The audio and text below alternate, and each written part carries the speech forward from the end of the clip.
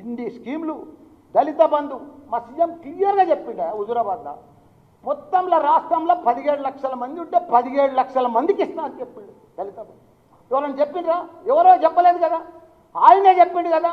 పోనీ డ్యూటీలు చేసే వాళ్ళకు కూడా ఇస్తాడు కదా, ఆర్థికంగా మంచుకున్న వాళ్ళకు కూడా ఇస్తాడు కదా. మళ్ళీ నిన్న ఈడ కూడా చెప్పిండు కదా, మెల్లగా మెల్లగా బీసీ బంధు అన్ని బంధువులు తీసుకొస్తాను కూడా చెప్పిండు కదా. 20 ఏళ్ళు ఉండేది మేమే అని కూడా చెప్పిండు కదా. ఇంకా వానికి అక్కలికి ఎక్కలేదా? వానికి మైండ్కి ఎక్కలేదా? అన్ని మేమే చేస్తాం, మా సీఎం కేసీఆర్ చేస్తాడు. ప్రతి పేదోళ్ళ గుండెల్లో ఉంటాడు, పేదోళ్ళ ఇళ్లలో ఆయన దేవుని రూపం, ఒక గొప్ప మహాత్ముడైన అంబేద్కర్ తర్వాత మా సీఎం కేసీఆర్. యాది పెట్టుకోరాయ్ చెప్పరాసి. వాడు పెద్ద పీకుడు కదా, వాడు పెద్ద తురుంకాను కదా, అబద్ధాలలో నంబర్ 1 కదా, బ్లాక్ మెయిల్లో కూడా నంబర్ 1 కదా, అన్నిట్లల్లా బట్టెబాజీ వ్యవహారంలో కూడా నంబర్ 1 కదా. నేను వాటితో సవాల్ చేస్తున్నా కదా, దమ్ము ధైర్యం ఉంటే ఛాలెంజ్ చేస్తున్నాం అంతటి, ఛాలెంజ్ చేస్తున్నాం అంతటి. సాలే అరే సాలే రారా గుట్లే,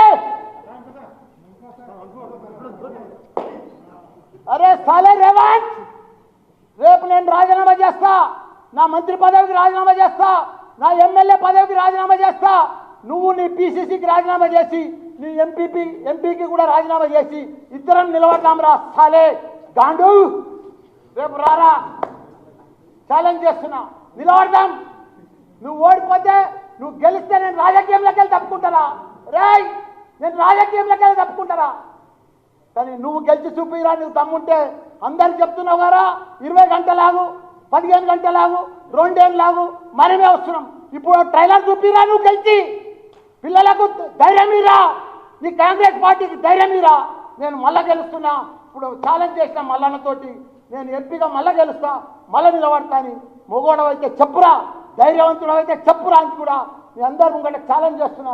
వాడిని కూడా రాజీనామా చేయమని, నేను కూడా రాజీనామా చేస్తా.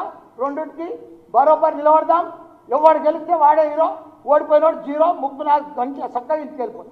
ఇదంతా రాజీనామా ఛాలెంజ్ చేస్తున్నామండి సాలగాంతో. జై తెలంగాణ, జై కేసీఆర్.